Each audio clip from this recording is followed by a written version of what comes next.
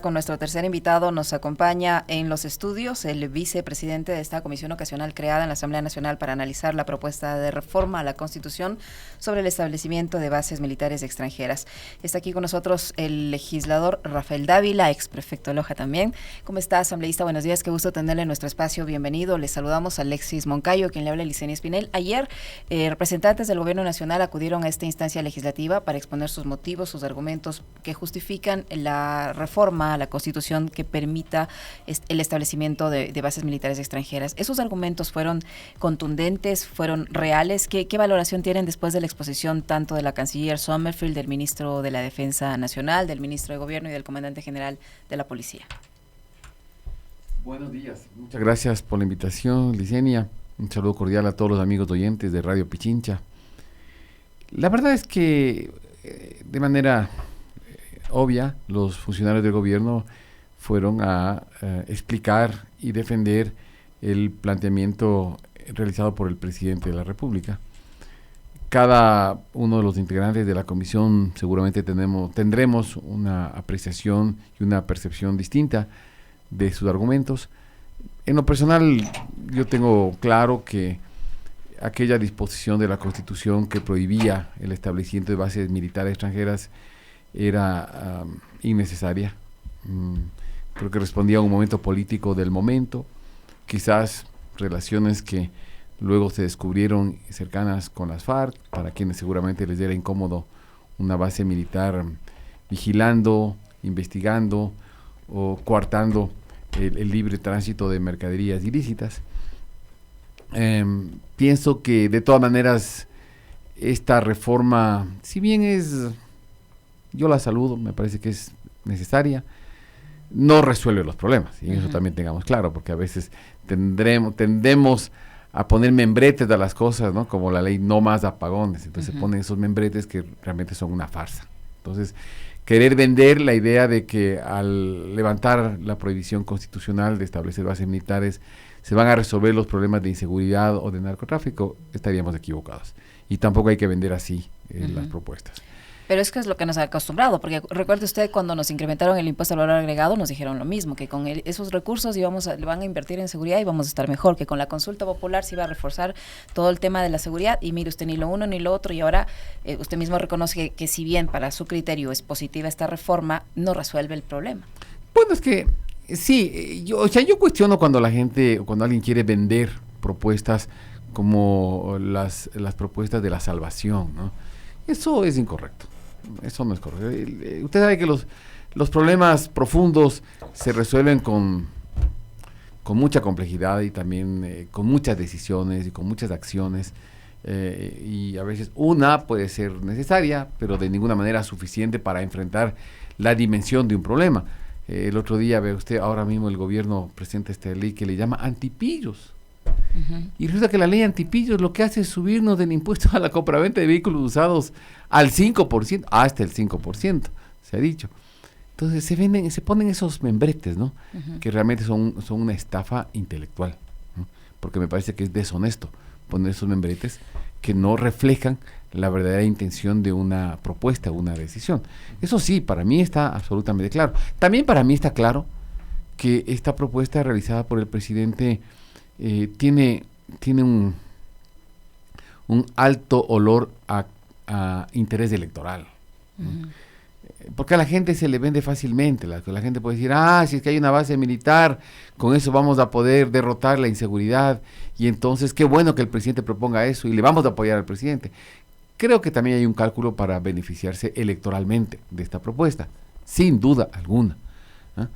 Pero bueno, a nosotros nos corresponde leer la propuesta, estudiarla, escuchar a personas que pueden inteligenciarnos sobre este tema y al final tomar una decisión, más allá de los cálculos políticos que estén de por medio.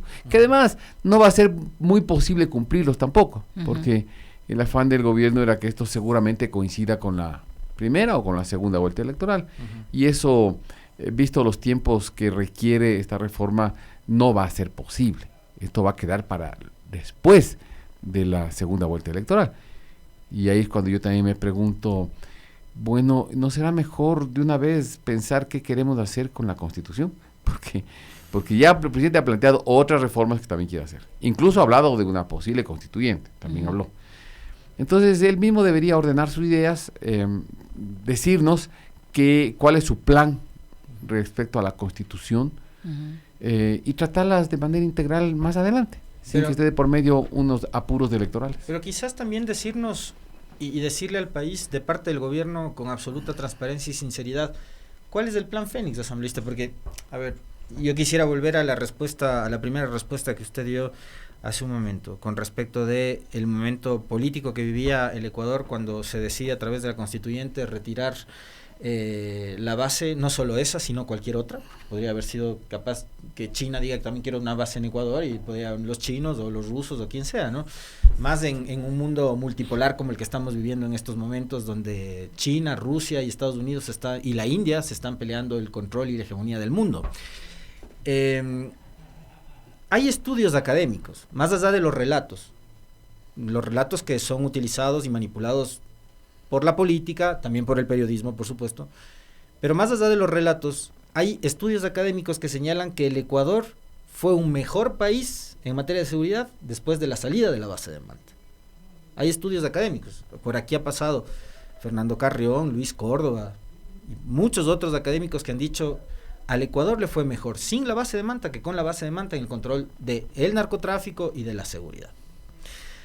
Llegamos a ser el segundo país más seguro de la región, etcétera, etcétera. Ahora, yo le pregunto, no estoy diciendo que usted asuma la postura del gobierno, ni que defienda tampoco la postura del gobierno, pero el sostener que con una base extranjera, que puede ser, insisto, estadounidense, china, rusa o lo que sea, porque vamos a abrir la posibilidad de instalación de bases extranjeras, se solucionan los problemas de inseguridad, por un lado. Primera pregunta. La otra es, ¿no es que planteando esta posibilidad, el gobierno está reconociendo que su plan de seguridad es un fracaso? Es decir, somos tan malos, tan ineficientes, tan inútiles, que necesitamos que un gobierno extranjero nos venga a poner una base militar en el país para que nos resuelva los problemas que nosotros, los inútiles, no podemos resolver, ¿no? Y después, incremento del IVA al 15%, consulta popular, extradición. Cada vez nos han ido diciendo, con la extradición se solucionan los problemas de inseguridad.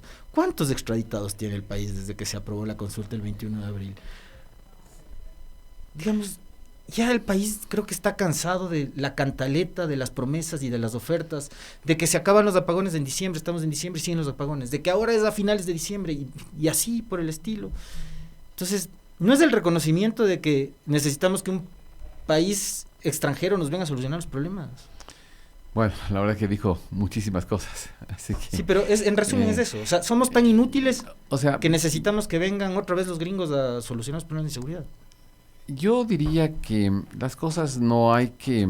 Primero, creo que esto nace de la tendencia que tienen algunas personas, algunos líderes, de querer disfrazar las propuestas como soluciones mágicas. Eso es un error. Y creo que tenemos que ser mucho más honestos cuando hacemos planteamientos. Cuando se planteó el incremento del IVA, en realidad lo que estábamos enfrentando es un déficit fiscal enorme. Y eso hay que decirlo. Pero el gobierno decía otra cosa. Por eso le digo. O sea, yo estoy completamente en desacuerdo cuando se venden las cosas con otros titulares y con otros propósitos, entre comillas. Cuando hay que decirlo con franqueza. O sea, yo no valoro más, yo no valoro difícilmente valoro algo más que la honestidad. Y la honestidad intelectual, además, ¿no? O sea, aquella que siempre dice la verdad. Y enfrentemos las cosas con la verdad. El tema del IVA que usted plantea, obviamente yo lo apoyé, porque yo veo que hay un déficit de 5,000, 6,000, 7,000 millones de dólares, que es gravísimo. Y que fíjese, creo que no terminamos de entender y de comprender cuál es la situación gravísima que vive el Ecuador. Gravísimo, ¿no? Ya entro en esa materia, que a mí me encanta, además, la parte económica. Mire, los tributos que el Ecuador cobra están alrededor de 15,000 millones, Alexis. 15,000. ¿Sabe cuánto pagamos en sueldo y salario en el sector público? 11,000. 11,000. Súbele 3,000 a los GATS, estamos en 14,000. Súbele servicios que el Estado tiene que brindar, no sé, medicamentos, seguridad, pertrechos de seguridad, temas de educación, solo servicios que no sean sueldos. 2,000-3,000 millones más. Súmele subsidios, súmele el pago de la deuda. intereses y capital que habría que ver.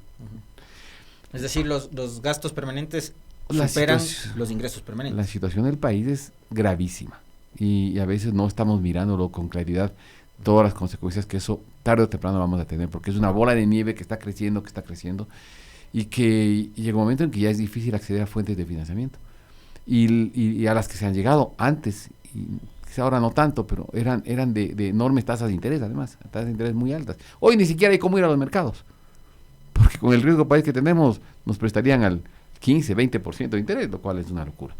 Entonces sí, empecemos por ahí. Yo creo que hay que tratar de siempre hablar con la verdad.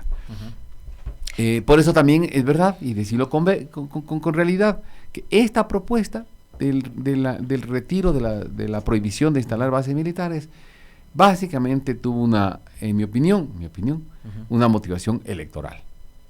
Pero eso no obsta que tengamos que analizar el tema. Ya está. Entonces, en la cancha de la ya Asamblea. Está ahí y hay que analizarlo. Yo creo que, repito, ¿no? El apoyo que podamos tener del exterior para luchar contra crímenes transnacionales siempre será valioso y siempre será importante. Usted me podrá decir, pero es que no hace falta una base militar para hacer eso. Sí, de acuerdo, estoy de acuerdo. Pero tampoco deberíamos tener una puerta tan cerrada a una base que en algún momento pueda ser útil. Hoy lo que vamos a hacer es, seguramente, probablemente de lo que yo he escuchado en la Asamblea, probablemente terminaremos aprobando, ¿no? Y eso va a un referéndum además. Si se levanta esta prohibición, lo que hay queda es una puerta abierta para el establecimiento de bases militares en el futuro. ¿De cualquier nacionalidad? De cualquier nacionalidad. Por eso es importante también, no estoy muy seguro, me parece que es el artículo 349 de la Constitución, que dice con claridad también que los convenios y los tratados internacionales deben pasar por la autorización de la Asamblea Nacional. O sea, ahí hay un filtro también, ¿no? Y sí es importante que sea en la redacción de este proyecto que dejemos claro las condiciones que se deben cumplir para el establecimiento en algún momento de una base militar. No puede ser para operaciones militares orientadas a, no sé, a atacar a un país vecino. Pero no corremos el riesgo de que al permitir esto, independientemente de la nación que esté interesada en poner una base militar, tomando en cuenta el problema geopolítico que hay ahora mismo en el mundo, nos convirtamos de alguna u otra manera o nos involucremos de alguna u otra manera en algún conflicto armado externo? Sinceramente no creo que eso exista ni siquiera esa posibilidad, porque, repito, para el posible establecimiento de una base militar, eso tiene de todas maneras que pasar por la Asamblea Nacional. Y le aseguro que en la Asamblea Nacional no hay ni de lejos el ambiente ni la predisposición a involucrarnos en un conflicto militar. O sea, eso también está claro. Entonces también no hay que exagerar del otro lado. Me parece que ya está claro, además, algo de las comparecencias de ayer que me estaban consultando. Ha quedado claro que el sí gobierno es miente. valioso para el país contar con tecnología, con equipamiento, con capacitación, con asesoramiento. Sí es importante. El Ecuador tiene limitaciones. Obviamente hay países desarrollados que han avanzado muchísimo en materia de tecnología, de investigaciones, y esos conocimientos, esa tecnología, esos equipos, esos recursos humanos, materiales, sí son valiosos en esta lucha contra la inseguridad y el narcotráfico. Sí, yo creo que son valiosos y son parte de las decisiones que se deberían tomar para enfrentar un tema tan grave como el que vive el país. Yo le preguntaba sobre el plan Fénix. Porque recordará usted que en el trámite del juicio político, la ministra Palencia, la señora fue y dijo, cuidado y le toman fotos, ¿no? Pero ¿el plan Fénix existe o es más que un portafolio de fotos y de resúmenes de los operativos que hace recurrentemente las Fuerzas Armadas y el Ejército? ¿Existe el plan Fénix? Ustedes, Lojano, me imagino, habrá conversado con el prefecto de su provincia, con el gobernador de su provincia. ¿De qué se trata? ¿Qué contiene? No, obviamente también esto es parte en algún momento de una necesidad electoral, ¿no? O sea, plan Fénix, si es que, a ver, el plan Fénix puede ser la suma de las acciones y las decisiones que día a día se están tomando para enfrentar la inseguridad. El recuento de los operativos de la policía. Exactamente. Entonces, porque que se haya explicado al país o se haya explicado a la Asamblea Nacional, que al final representa al país, los elementos, el contenido de un plan Fénix, los objetivos, no, eso no se lo ha explicado en ningún momento. Por lo tanto, el país desconoce lo que es un plan Fénix, desconoce si está contenido por propuestas y por una estrategia debidamente elaborada y planificada. No, eso no lo conoce el país. Nadie lo ha presentado, nadie lo ha expuesto y, repito, en mi opinión sigue siendo la suma de acciones que se adoptan en el día a día contra la delincuencia. Para finalizar, asambleísta Dávila, ¿cómo tomaron una situación bastante simpática que ocurrió ayer durante esas comparecencias? Y es que le desmientan al presidente de la República en vivo y en directo ante un ente legislativo de la envergadura que se ha formado para analizar esta reforma constitucional, y fue durante la intervención nada más y nada menos que del comandante general de la policía, que dice que en base a la información, a las coordenadas que incluso le ha dado el gobierno norteamericano, no hay las 2.000 hectáreas de coca que dijo el presidente en cadena nacional. ¿Cómo lo tomaron? Bueno, creo que la vida nos enseña que con el paso de los años uno aprende a ser más prudente en nuestras palabras. Y cuando somos más jóvenes solemos ser más imprudentes, y creo que aquella declaración fue eso, ¿no? El efecto de la inexperiencia, quizás de la inmadurez. Entonces hacen anuncios pomposos otra vez, ¿no? Buscando llamar la atención. Yo no sé qué tan difícil es plantearse siempre hablar con la verdad. Y entonces, claro, nos ha sorprendido, sí, por supuesto que nos sorprendió las declaraciones del comandante general de la policía. No sé si eso tenga consecuencias para él, no sabemos, o cómo se va a explicar esta contradicción que hubo.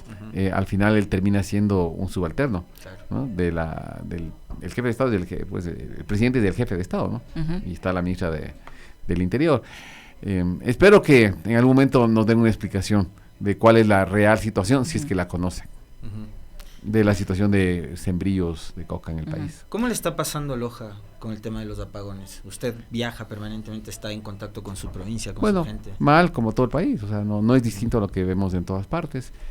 Loja está sufriendo una sequía espantosa como todo el país, y eso es grave para la agricultura, para los sistemas de riego. Se está sufriendo mucho en la agricultura. Mire los incendios forestales que hemos tenido que mirar y enfrentar en las últimas semanas.